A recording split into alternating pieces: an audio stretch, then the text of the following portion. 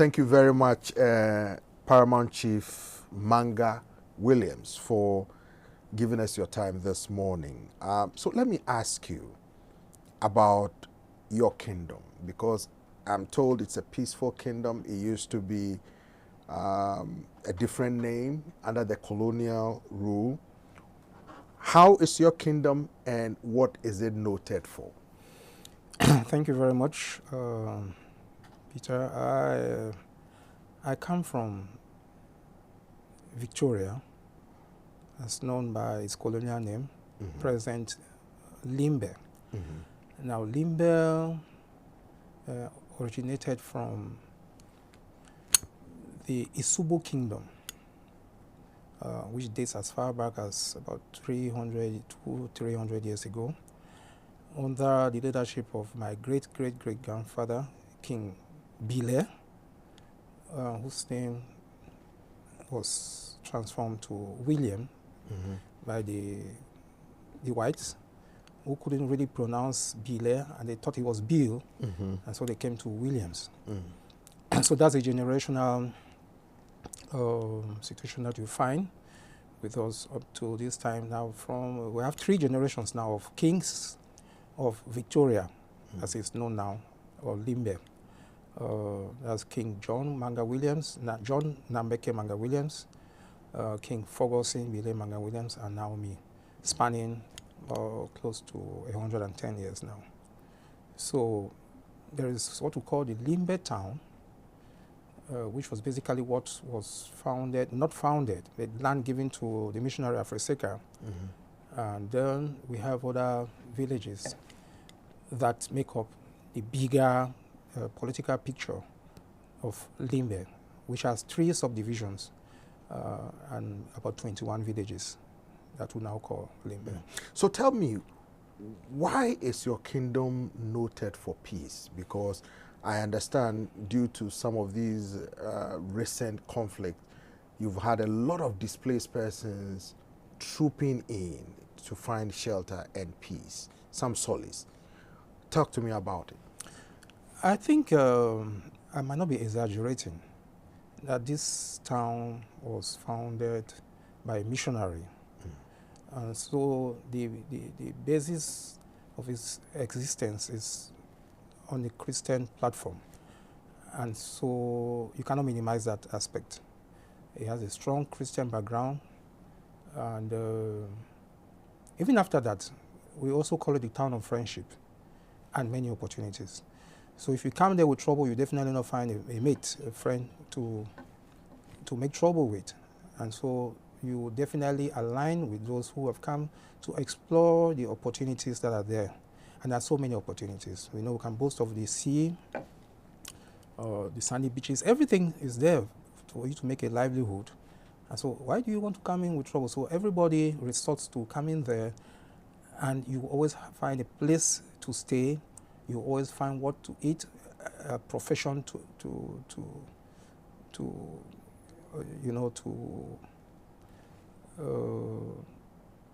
possibly execute. If you're a civil servant, you will not mind, you will not always have any challenge to find job opportunities, or as a businessman. Every small thing pays, every little thing pays. So I think that's a safe haven. And with this crisis that we're having in the north and southwest, everybody thinks that they can best continue their lives in Limbe. What accounts for the attractiveness of the kingdom to tourism? Yes, as I said earlier, we have very good beaches. The beach alone attracts a lot of tourism. The scenery, you know, the schools, the business opportunities. Everybody leaves every other region to come down to invest, and they succeed and they make returns. So everybody wants either is to come down for weekends and spend your weekend in a quiet environment, or to engage in an activity that gives returns. So generally, it's a quiet, clean city, peaceful, as we used to know it. Before, when we were growing up, we didn't have high fences as we find them now. We just had hedges to show that everybody is free. You just go to your neighbor's place. And that is still the same situation. You will not hear of crime. You will not hear of situations where people are attacked on a daily basis. So everybody wants to go where it's safe. And I think if you look at the situation in our country now, Limbe is about 80% safe. Mm. A lot of youth in Africa say there are no jobs. Sometimes they blame the government, sometimes they blame traditional leaders. As a Paramount chief, what are you doing specifically to help promote the environment for investors, to create the job and the needed environment for the youth to get job so they will not cause trouble anywhere else, let alone your kingdom? Yeah, thank you. I think what you've just asked has a response from 3 different stakeholders. We're talking about the government, we're talking about the local administration, and we're talking about the traditional authority. It is not possible for the government to create a job for everybody. Mm-hmm. There are, of course, avenues that are open for everybody to create job on his own or her own. Same with the local authority. It is not possible, but I know that at the level of these 2 previous structures, they are flexible about opening of business or running of businesses that can sustain you and sustain your family. The corporations that we have, the CDC and Sonara, they can't take everybody. So what we try to do is to get a data bank of who are qualified. And when the need comes, we make sure that such information is furnished to the employers. And we work with other employment organizations, like we have the National Employment Fund that carries out the formation and the employment of youths. Now, at our own level, we try to, and what we are doing presently, we try to create a vocational training center. Mm. You know, so many of these youths who are coming from without, they don't have skills. They come from villages and other towns that they were just living their lives. So we want to train them in a skill even within the shortest possible period. You know, so we have a vocational training center. We are undergoing the process of registration so that the certificates will be recognized. Because there are so many opportunities, especially in the business of restoration. And we also want to create, we have the C, which is large, so many opportunities there, to create a CIG, Common Initiative Group, that will take care of the young men who can go to sea, fish, or buy the products from the sea. We have a lot of smoked fish that is being exported, not only within Cameroon, but out of Cameroon. So those are opportunities that we also try to inform them that they should be involved in businesses that can pay them and pay the fine. I think we are really succeeding. So that aside, we also do a lot of assistance. We, at the level of the social amenities that we have, we want to get them involved in community development. And so once in a while we go out there. We have done about 3 or 4 boreholes, and then we involve the quarter residents to try and do something for themselves so that you don't always want to depend on the government. Unfortunately, we have a lot of support from the diaspora, our elites, who are doing a lot, and they're trying to get down a borehole machine to facilitate all this. And then it will also get local employment. The youths will be locally employed. So for investors who want to come and invest in Limbe, for example, are there any incentives for them? And will their investments be protected, traditionally speaking? Because without the traditional input, nothing will happen, in spite of the backing from other stakeholders. Yeah, I agree with you. But let me start by saying that the first incentive that the government has given is that investors who are coming to these areas have a form of tax exoneration. Now, traditionally speaking, yes, it is very important. By the time you step your feet into somebody's land, there is absolute need for you to get the blessings, the traditional blessings, the acceptance. Whether you like it or not, I don't know how much the Western world will take it, but you know, the ancestors and the blessings of the ancestors. And so we have most business concerns. When they come down, they always stop at the palace and announce their presence. They might bring 1 or 2 gifts. We don't ask them anything, and they ask for the blessings of the king, believing that the king is the link between the living and the dead. We have to do that communication. We cannot run away from it. I'm African and to the core. So, what about women empowerment? Because usually Africans are a patrilineal society. Some people say women are left to the background. However, activists will say once you empower women, you empower the entire, community, empower the entire country, for example. So, as a traditional leader, how do you empower women in your kingdom, and by extension, what their influence can be across Cameroon and further on? Yeah, thank you very much. That is very important. It is true that we don't want to discriminate, but every other experience has shown that the women are more serious, are more determined in sustaining their families than the male folk. But nevertheless, we try to do a balance. But most times you will find the women who always come for assistance. And the little that you drop for them, you find them multiplying it, despite the fact that they have to take care of their children, themselves, and most times their husbands. So we find more pleasure in assisting the women who come around. So far we have been doing a lot of, giving out a lot of assistance to the widows of part of the town, born at the Combo widows. And what the little that we have been able to give them, they have been able to multiply. And so they always come back and say, this is what you gave us. This is what we have done with. And at the end of the year, they share out the spoils, the profits or whatever they make from their local business. So it encourages us, and it makes us to recommend them to other organizations that might need to assist them.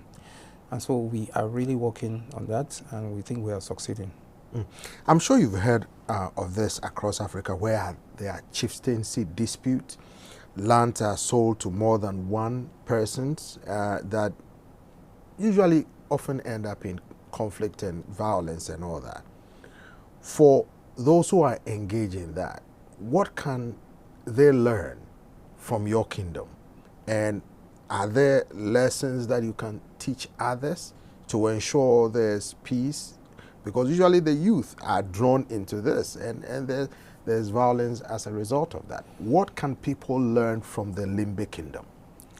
Thank you very much. You are just telling me something new. I thought it's only within our... No, it's across Africa. It's okay. And elsewhere as well. I'm learning that that is new to me.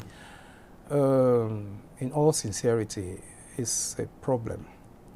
And by the time a few of us stand out to talk against that practice, they see you like, oh, you are not for their interest, or you are because you are up there. And they fail to understand that the only gift that God gave you, and that truly belongs to you, is the soil that you live on. Whether you're farming on it, whether you're staying in it, whether you have houses on it.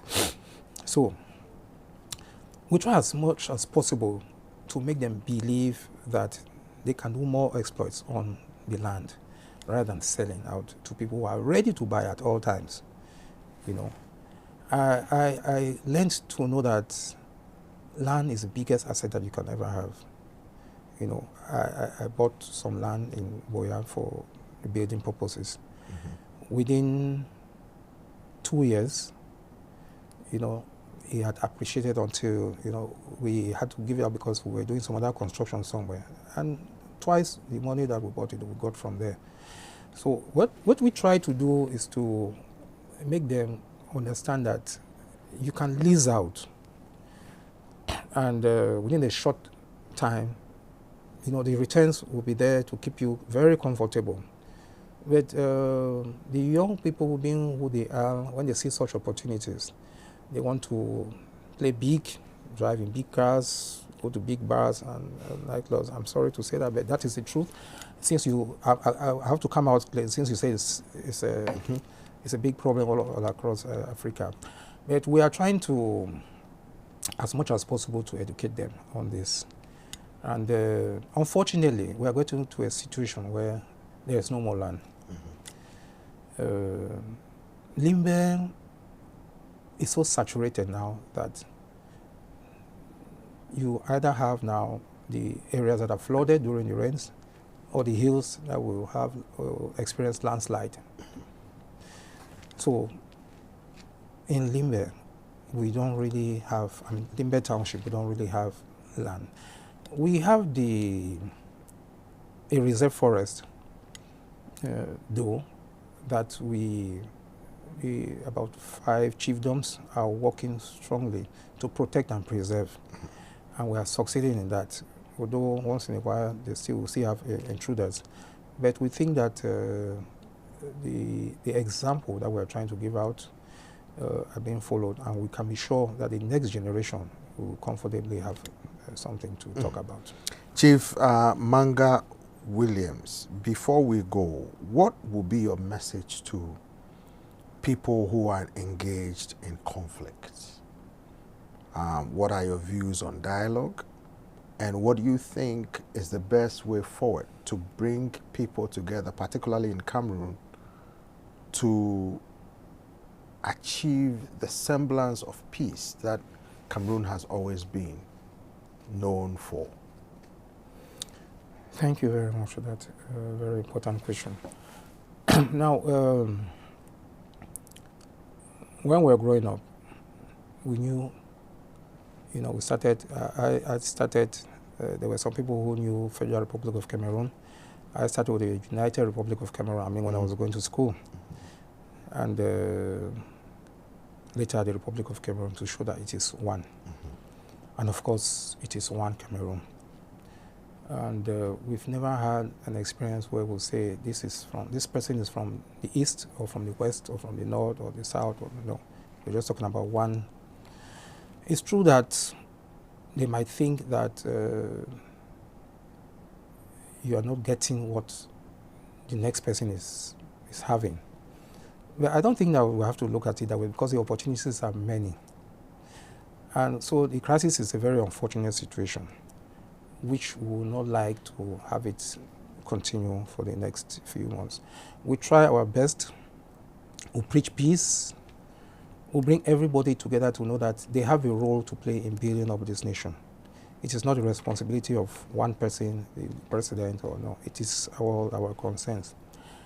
And so we don't look at tribe or where you come from.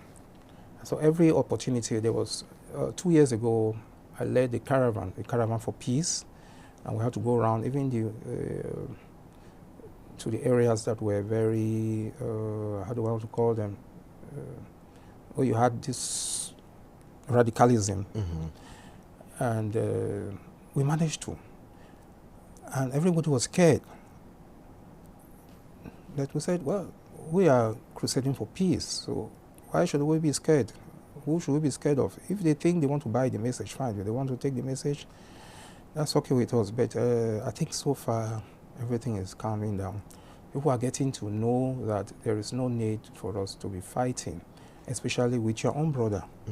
Yeah. So at the end of the day, I think, and by the grace of God, every day we believe that our prayers will be answered and will come back to normalcy. Paramount Chief Manga Williams, thank you very much. It's my pleasure. Thank you, Peter. Thank you for coming. Thank you. And your crew too. Thank you very much for you. receiving me. I'm so honored. having this big reception at the Voice of America. Thank you. It's my delight.